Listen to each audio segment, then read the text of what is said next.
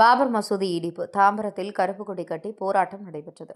சென்னை அடுத்த தாம்பரம் சண்முகம் சாலையில் செங்கல்பட்டு வடக்கு மாவட்ட தமிழ்நாடு முஸ்லிம் முன்னேற்ற கழகம் சார்பில் பாபர் மஸ்ஜித் இடிக்கப்பட்டதை எதிர்த்து இன்று கருப்பு துண்டு அணிந்தும் கருப்பு கொடி ஏந்தியும் கோரிக்கை போராட்டம் நடைபெற்றது. வடக்கு மாவட்ட தலைவர் ஜாகிர் ஹுசேன் தலைமையில் சண்முகம் சாலையில் மசூதியிலிருந்து பேரணி வடிவில் போராட்டம் முன்னெடுக்கப்பட்டது. இந்நிகழ்ச்சியில் மாநில துணை பொதுச் செயலாளர் தாம்பரம் யாக்கூப், திராவிட கழக மாவட்ட தலைவர் முத்தையன் உள்ளிட்ட தமுக நிர்வாகிகள் பங்கேற்றனர். பின்னர் செய்தியாளர்களை சந்தித்த யாக்கூப் கூறுகையில், தமிழகம் முழுவதும் டிசம்பர் 6 பயங்கரவாத எதிர்ப்பு நாளில் போராட்டம் நடைபெறுகிறது. ஜனநாயகத்தை பாதிக்கும் எஸ்ஐஆர் சட்டம் வாபஸ் பெறப்பட வேண்டும். வணக்க வழிபாட்டு வக்பு வாரிய சட்டத்தை ரத்து செய்யக்கூடாது. 1991 இயற்றப்பட்ட வணக்க வழிபாட்டு சட்டம் அதேபடி அமல்படுத்த வேண்டும் என தெரிவித்தார். மேலும் இந்த கோரிக்கைகள் நிறைவேறும் வரை மசூதி இடிப்பு தாம்பரத்தில் கருப்பு கொடி போராட்டம் நடைபெற்று தாம்பரம் சண்முகம் சாலையில் செங்கல்பட்டு வடக்கு மாவட்ட தமிழ்நாடு முஸ்லிம் முன்னேற்ற கழகம் சார்பில் பாபரி மஸ்ஜித் இடிக்கப்பட்டதை எதிர்த்து கருப்பு துண்டு அணிந்தும் கருப்பு கொடி ஏந்தியும் கோரிக்கை போராட்டம் நடைபெற்றது. பின்னர் செய்தியாளர்களை சந்தித்த யாக்கூப் கூறுகையில், தமிழகம் முழுவதும் டிசம்பர் 6 பயங்கரவாத எதிர்ப்பு நாளில் போராட்டம் நடைபெறுகிறது. ஜனநாயகத்தை பாதிக்கும் எஸ்ஐஆர் சட்டம் வாபஸ் பெறப்பட வேண்டும். வணக்க வழிபாட்டு வக்பு வாரிய சட்டத்தை ரத்து செய்யக்கூடாது. 1991 இயற்றப்பட்ட வணக்க வழிபாடு சட்டம் அதேபடி அமல்படுத்த வேண்டும் என தெரிவித்தார். மேலும் இந்த கோரிக்கைகள் நிறைவேறும் வரை போராட்டம் தொடரும் என்று அறிவித்தார். தாம்பரம் செய்திகளுக்காக எஸ் பிரபு. இந்திய மக்களா ஒன்றிணைந்து விரட்டடிப்போம் விரட்டடிப்போம் விரட்டடிப்போம் விரட்டடிப்போம் விரட்டடிப்போம் விரட்டடிப்போம் விரட்டடிப்போம் விரட்டடிப்போம்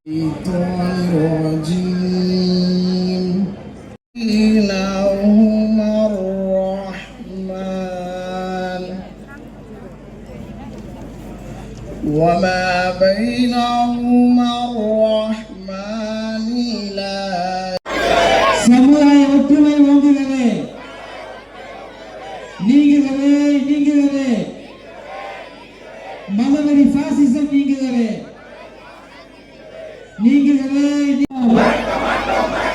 டிசம்பர் 6 மறக்க மாட்டோம். மிருக கலைஞர்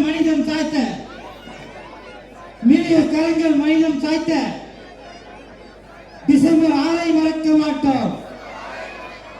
உலகம் பார்க்க நடந்த கொடுமை ஒன்றுமில்லாமல் ஆக்கப்பட்டதை மறக்க மாட்டோம். உலக அரங்கில் இந்திய நாடு தலை குனிந்து நின்ற வைத்திய சட்டமாம் வக்பு திருத்த சட்டத்தை கண்டிக்கின்றோம். உண்மையாக கண்டிக்கின்றோம். வழிபாடு தலங்கள் பாதுகாப்பு கட்டம் சமாதி கட்ட முயல்கின்ற சங்கிகளுக்கு துணை போகும் ஒன்றிய அரசை கண்டிக்கின்றோம்.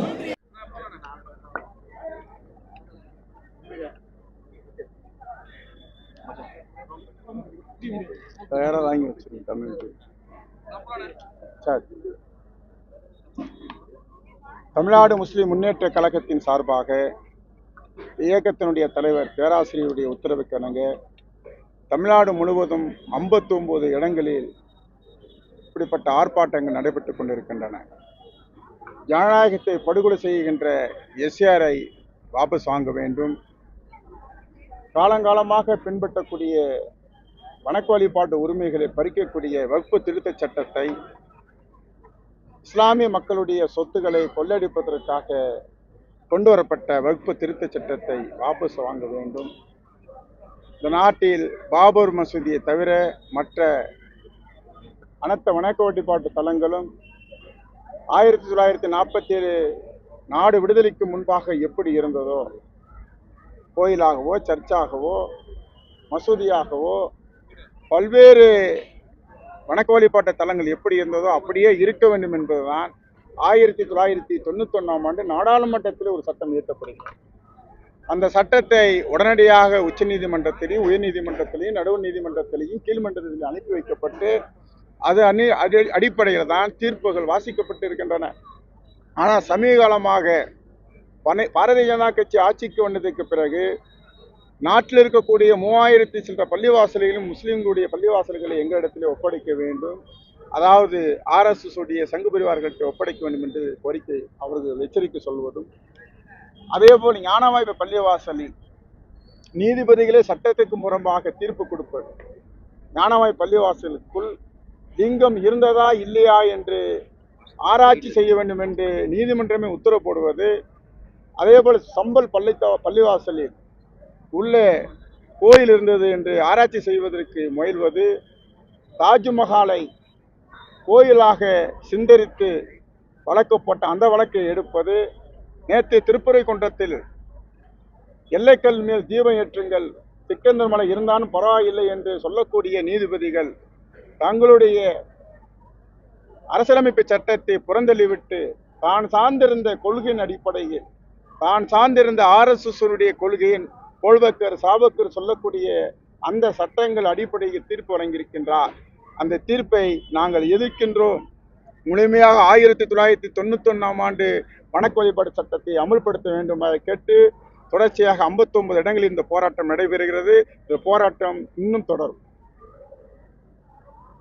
தொடர்ச்சியாக இந்த கிறிஸ்துவ தேவாலயங்களும் தனிநபர் வழக்கு பதிவு பண்ணணும், உயர்நீதிமன்றங்கள் இது மாதிரி அந்த கோயில்களை இடிக்க வேணும், அதுவும் வழிபாட்டு ஸ்தலங்களை ஆணையிட்டு இடிக்க, அதெல்லாம் உங்களோட கருத்து எப்படி செய்வாங்க? நேற்று திருப்பரங்குன்றத்தில் கூட நீங்க பார்க்கலாம், தமிழகத்தில் தான் இவ்வளவு பெரிய எதிர்ப்பு இருக்கிறது.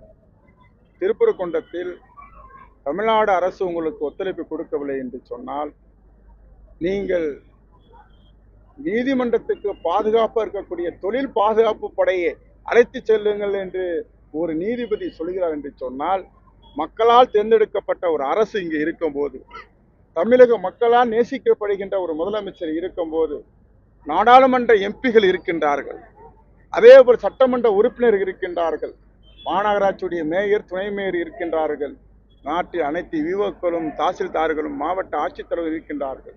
நாட்டில் உள்கட்டமைப்பை உடைக்கக்கூடிய வேலையை இன்றைக்கு நீதிபதி மூலியமாக, நீதிமன்றங்கள் மூலியமாக நீதிபதிகளை வைத்து சங்கிலி செய்து கொண்டிருக்கின்றார். இது புரிதல்ல.